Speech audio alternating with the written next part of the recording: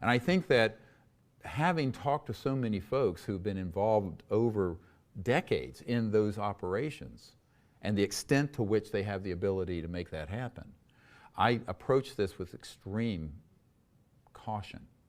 And for that reason, I would ask other people to, that calmer heads need to prevail here. That my interest is a future that is marked by universal peace, not endless war.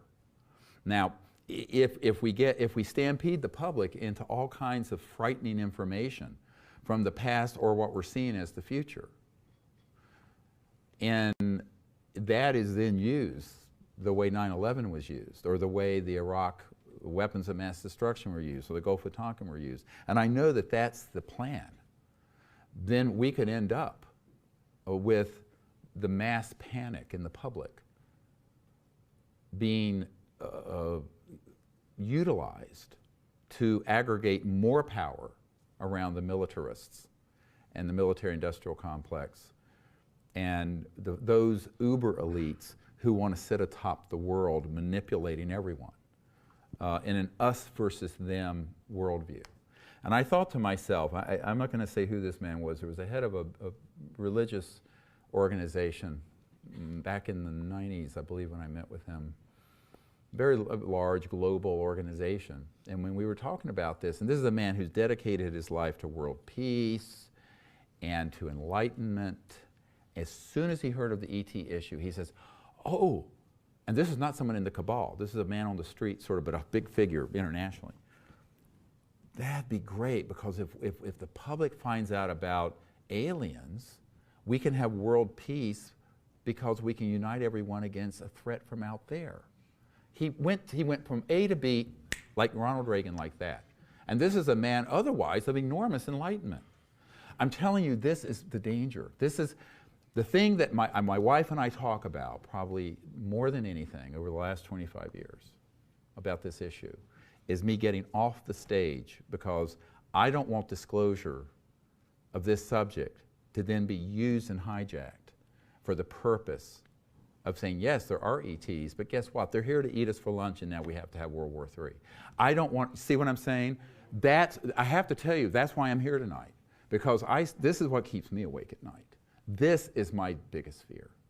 My biggest fear is that disclosing this information gets hijacked and spun into this War of the Worlds, Independence Day kind of scenario, and that I would have forsaken my medical career and spent 26 years of my life and had very close friends murdered to add fire to interplanetary war? No. That's not. I don't want that to be what I'm working on. And as I see it, groups that are otherwise very dedicated with a view of a conscious, evolved world, or Gaia, an enlightened, awake planet, as a platform where so much of that, some of that information is then portraying various ET races as these horrific, torturing, slave trading, species. And I think to myself, wow, they've already got the warmongers. They could get the man on the street by hoaxing something. Now they're trying to co-opt even the progressive community.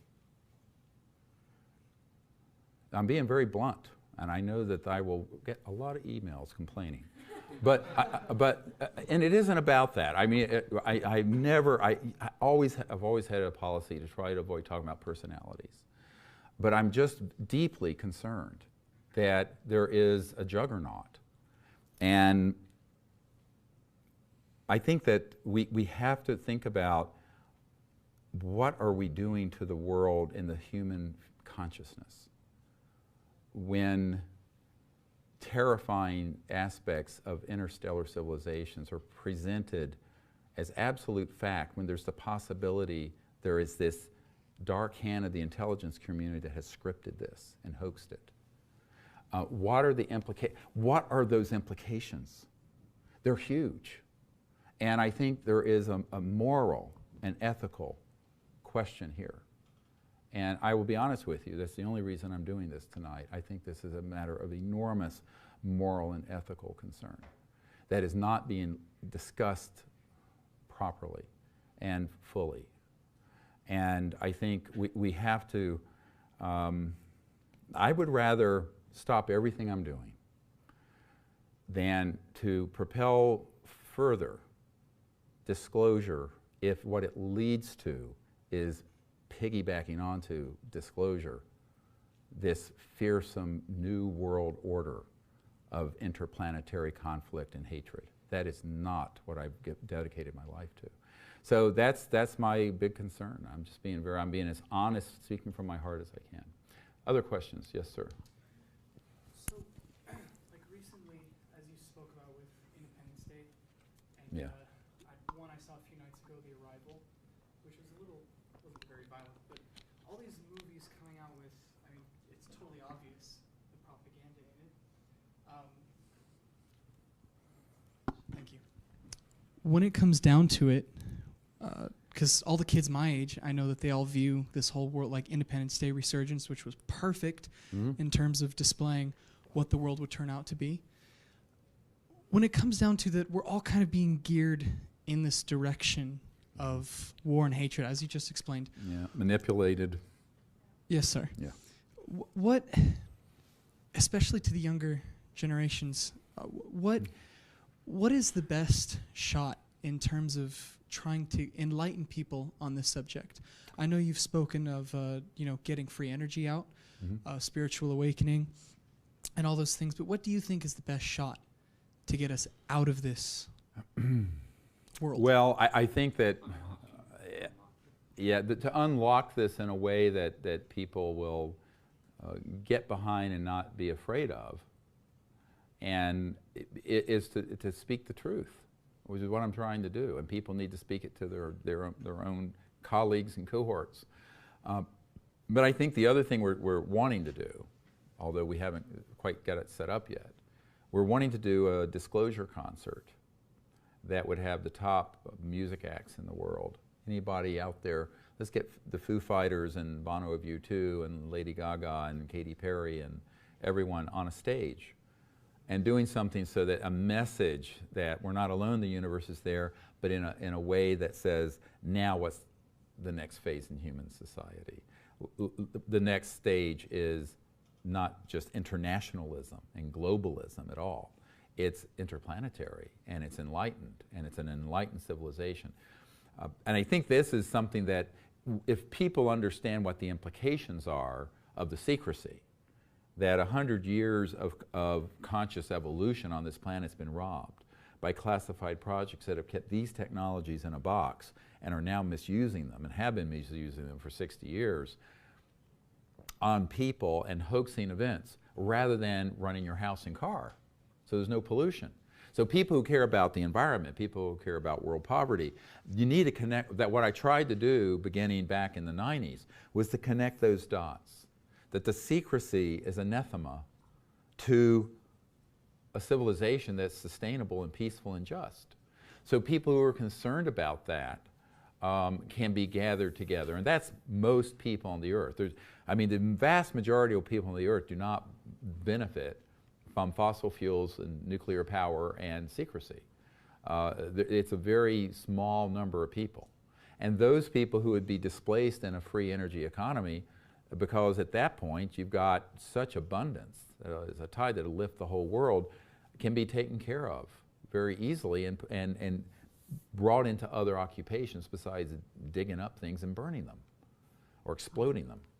So there is a way to get us out of this. And one thing I do want to say is that I am incredibly, I think the near term is fraught. I'm not going to say it's easy. One thing about being an emergency doctor, you come into my ER and you have a headache and I find a brain tumor, I ain't going to tell you you got a migraine. I'm going to tell you you got a brain tumor. So right now the humanity has a metastatic tumor of corruption and secrecy, which needs to get treated. So we have to acknowledge where we are.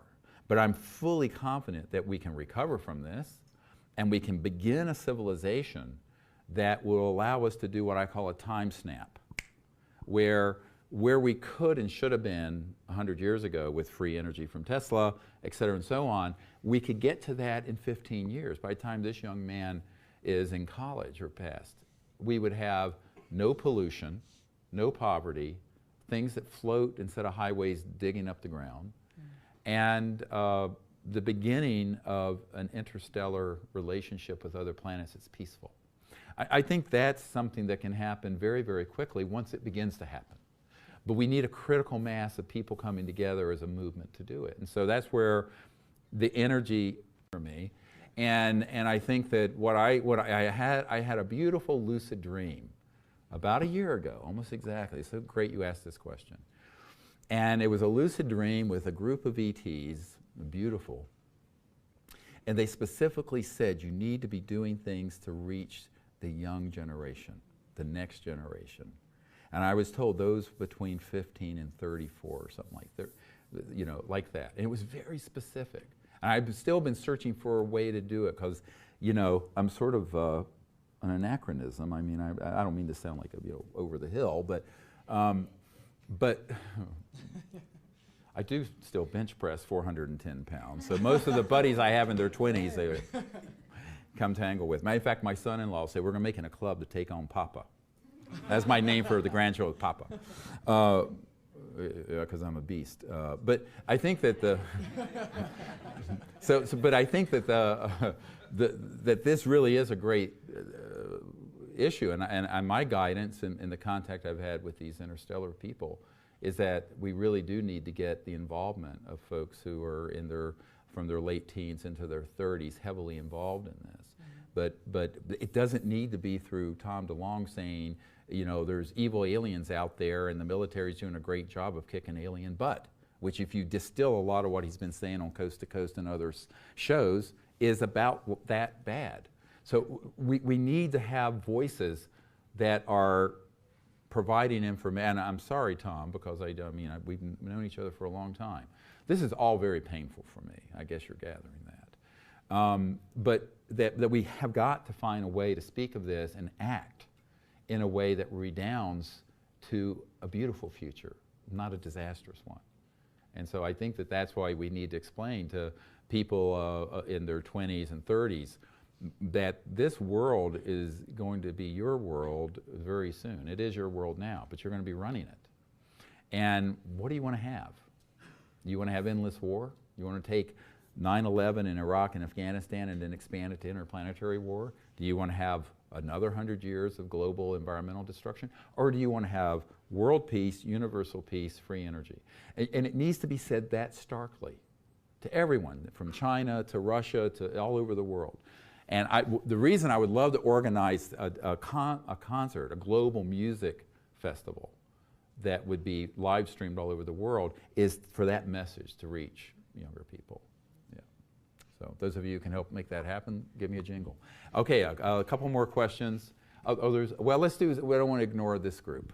Or someone in the middle. I want to ask you, how can a person authenticate the difference between in the dreams and sightings, in the dreams and in the sightings that people experience, how can they authenticate the real genuine article versus phony, illusional things? Like when you said you had a lucid dream with, how do you know that's real and that's not a directed operation type of situation? That's right. And this is a great question because, you know, how do you know? Well, you have to be brutally honest with yourself, and you also have to know enough that there could be both. If you don't know there could be both, you're never going to ask the question, was it one or the other, right? Whether it was ET or some man-made electronic warfare system. So knowing that is the first step. Then the second step is looking at how it unfolded. And were there, and I've actually interviewed a number of people who had really clear memories of an alien abduction, but then when they go deeper into their memory, there were people who were directing these robotic aliens. Now that's gotten covered up in a lot of the abduction research. So a part of it is looking at this and beginning to question everything. And I think if anything, tonight what I'd like to tell people is question everything and begin to look at everything very freshly. From a mechanical point of view. But from a mechanical point of view, distinguishing an interstellar vehicle from a man-made, that's pretty easy. When I take teams out, the phenomenon that happens that's interstellar, that's transdimensional and interstellar has a very distinctly feel and look versus an invasive. Now we've had both happen. We have had man-made intrusions into our contact sites, and it's quite obvious. It didn't fool anybody. They were hoping it would, but it didn't. So a lot of that is experience and how it happens, whether it's invasive, how it feels, how it looks, knowing what the technologies are. So, in a couple hours I can only go through so much data. But this is something that's really a subject. When I take people on a whole week intensive, this is information we go into very deeply, where we go out under the stars at night, during the afternoon. We're doing all of this information and remote viewing training so that you can remote view. And ultimately, we set up experiments so that we can see if our discernment is being tricked or not. Yeah, for remote viewing. On your website? Yeah. Yeah, there's a lot of information, and there's actually training programs on the website and everything else at SeriousDisclosure.com. Yes, so someone back here.